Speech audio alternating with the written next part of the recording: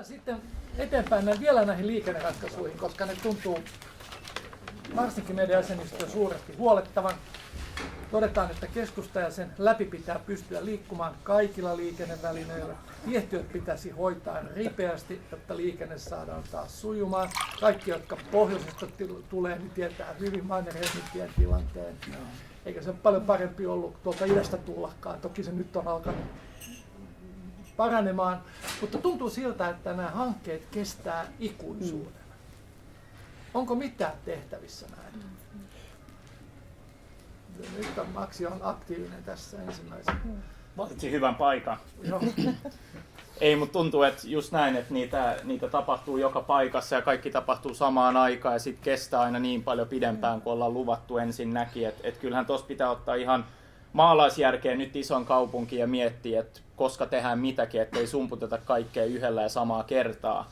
Että kyllä mä ymmärrän sen niin kiinteistösijoitus taustalla ja muuta, että infralla on sen elinkaari, mitä sillä on, mutta on siinä aina kuitenkin joustavuutta, että siinä pitää pystyä miettimään, että ei nyt sumputeta joka suunnasta kaikkea yhdellä ja samaa kertaa, mikä sitten hankaloittaa totta kai päivittäistä liikkumista ihan asukkaiden ja muiden osalta. Ja sittenhän silloin totta kai ero, jos muuttuu miettii, että keskustan läpi pitää pystyä liikkua ja muuta, ja sitten onko menossa keskustaan edes takas tai muuta ja näin. Että kaikillahan on vähän eri se, että minkä takia ne liikkuukin, mutta se, että aletaan välttämään keskustaa vaan sen takia, koska sieltä on vaikea A liikkua läpi tai B päästä ja lähteä pois, niin sehän on se A ja O siinä koko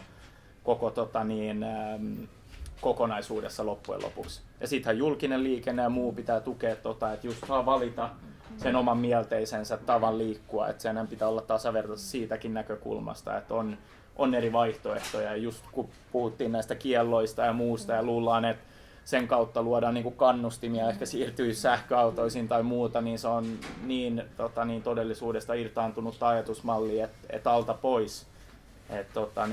Nyt pitää ottaa ihan vain järki käteen ja miettiä ihan miltä se päivittäinen elämä näyttää Helsingin asukkaille ja tehdä päätöksiä sit sen perusteella ja fiksusti. Hyvä. Järkeviä päätöksiä kaikki haluaa. No niin. Miten niitä tehdään? Valitsemalla meidät tietysti valtuustoon. No siis sillä lailla, että saadaan sovittua se riittävän suurella koalitiolla. Se, että meillä on selkeä mielipide, että tämä on väärin ja tämä on oikein, niin se ei riitä. Vaan meillä pitää löytää 51%, jotka on meidän kanssa niin kuin samaa mieltä. Silloin se alkaa riittää. Ongelmana noissa erilaisissa hankkeissa, jotka mainittiin täällä, niin on se, että kaupunkiympäristösektorilla näyttää pinttyneen semmoinen näkemys, että niin kuin jonkinlainen välinpitämättömyyden näkemys siitä, että ei se mitään, vaikka tämä vaikeuttaa kulkemista, kun tämä pitää nyt vaan tehdä ja se saa kestää kuinka kauan tahansa ja maksaa miten paljon hyvänsä. Sehän on vähän näin, että kun kunta tekee, niin se tekee 2 kertaa kauemmin ja 3 kertaa kalliimmin kuin mitä privaatti olisi tehnyt sama juttu. On kyse ihan mistä tahansa. Just näin. Ja sitten tässä mainittiin julkinen liikenne, niin julkinen liikenne muuten meillä Helsingissä on erittäin korkealuokkainen mielestäni. Mä tännekin tulin metrolla tänään ja käytän sitä suht paljon, koska sen kanssa on helppo liikkua ja mun ei tarvitse etsiä sitä parkkipaikkaa. Sitten, mutta ei kaikki asu metrolinjan varrella. Mutta julkinen liikenne on muuten hyvä. Busseja on. Se, että nyt vihreät haluaa täyttää kaikki mahdolliset kadut ruuhkaan asti ratikoilla. Joo. Mä oon katsonut niitä isoja raitiovaunuja, mitä meillä nyt on, niin ulkopuolella ruuhka-ajan, niin ne ajaa aika lailla tyhjänä, että siitä pystyy näkemään läpi niin kuin hyvinkin helposti. Et siinä on joku mennyt vikaan, että miksi kalusto on mitoitettu niin kuin sen absoluuttisen huipputarpeen mukaan, kuin vähempikin olisi riittänyt.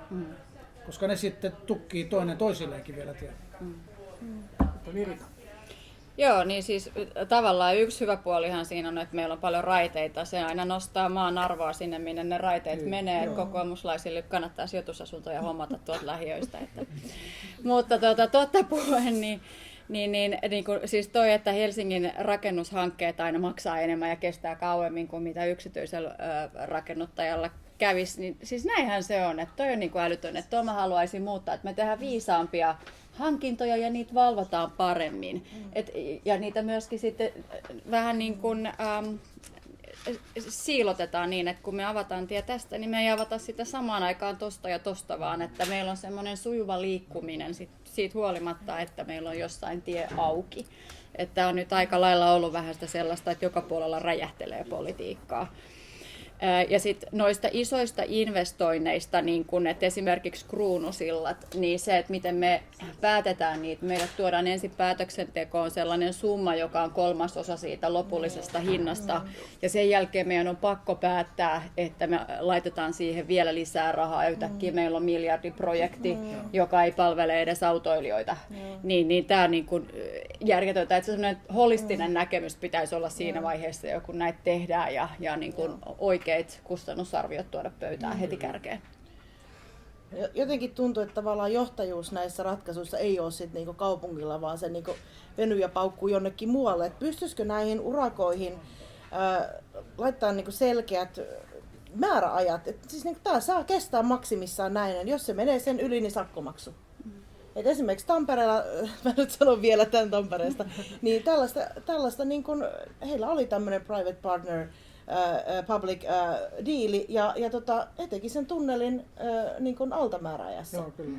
Et niin kun pistetään niin kun tiukat ehdot, että näin. Ja sitten se ei veny ja pauku, vaan että näin tehdään. Ja sitten mietin sitä, että miten näitä pitäisi miettiä sitä kokonaisuutta, näitä liikenneratkaisuja. Että jos jossain on iso tietyö, iso urakka, niin sehän vaikuttaa siihen liikenteeseen. Että liikenne menee sitten tuolta ja ruuhkautuu tonne ja näin. No sitten jos sielläkin on joku liikenneprojekti, no sitten sielläkin tulee ongelmia. Että tavallaan se kokonaisuus, että tehdään nyt yksi juttu ensin valmiiksi, tai ainakin mietitään, että mitkä vaikutukset silloin sitten siihen muuhun liikenteeseen, koska tuolla sitten niin kun bussit seisoo 10 minuuttia ruuhkassa ja minä myöhästyn hakemassa lasta tarhasta ja saitte sakkomaksun ja näin siinä käy. Siis se hankaloittaa ihmisten elämää, kun ei pääse autolla kulkeen, ei pääse busseilla kulkeen ja tavallaan niin kun, se ei niin kun toimi tämä yhtälö. Että pitäisi sitä kokonaisuutta miettiä.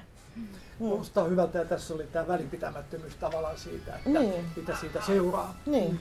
Miten Tedi? Onko näin? Siis meillähän ei ollut niinku riittävästi otettu huomioon sitä, mitä vaikutuksia tulee sillä, että projektit kestää liian pitkään, muun muassa nämä tietyöt. Et jos siellä olisi parempi data olla mukana siitä, mitä vaikutuksia täällä on yrittäjille, mitä vaikutuksia täällä on helsinkiläisille, että se kestää pitkään. Ja jos me oltaisiin vähän valmiimpia maksamaan sit kertaluontoisesti pikkasen enemmän, se menee nopeammin. Tampereella on tehty myös se ratikkohanke niin kuin alta hinnan, koska ne teki sen sellaisella tavalla, kun ne osti sen hankinnan, että siinä oli sisään laitettu insentiivit niille, jotka osallistuivat siihen tehdä se myös nopeammin. Meillä on muutama elinkaarimallihankkeen kaltaisesti tehty hanke. Helsingissä ne on kaikki mennyt tosi hyvin. Meidän pitäisi tehdä tuon tyyppisiä asioita enemmän. Mä oon siitä samaa mieltä Hennan kanssa. Ja nimenomaan nämä meillä on siis osa tästä ratikkaverkosta on 1800-luvun loppupuolella rakennettu, niin käytännössä kaikki vanhat raiteet tulee vetää sen veksi. Mutta se iso ongelma on se, että välillä käydään vetää se sama tiepätkä niin vuoden päästä melkein uudestaan auki ja sitten siinä lisää joku putki. Et meidän ei pitäisi olla tällaista mahdollisuutta, meidän pitäisi pystyä koittamaan samaan yhteen könttään ja se siihen ei kosketa moneen vuoteen. Ja silloin se tulisi niinku erilainen. Ja mä uskon itse siihen ikään kuin, mitä Bogo nosti esille, se numerovalta, että jos ja kun kokoomus ja demarit kasvaa, vihreät pienenee, niin silloin meillä on mahdollisuus, koska sitten on niin kaupunkiympäristöä pyörittää toinen apulaispormestari toisesta puolueesta kuin nykyisellään. Ja silloin meillä on mahdollisuus liikuttaa seuraavaa kaudella itse asiassa yllättävän moniin näistä kysymyksistä eri tavalla. Toivottavasti. Eli tehdäänkö vähän demareillekin vaalityötä tässä sitten? Puheenjohtaja, mä sen verran vedän takaisin, kun tämä tuli niin kuin vähän mollanneeksi Itä, jossa itse asun. Niin tuli Itä on ihan hyvä. Molemmat mun aikuiset lapset asuu vielä paljon idempänä kuin minä ja viihtyvät oikein hyvin.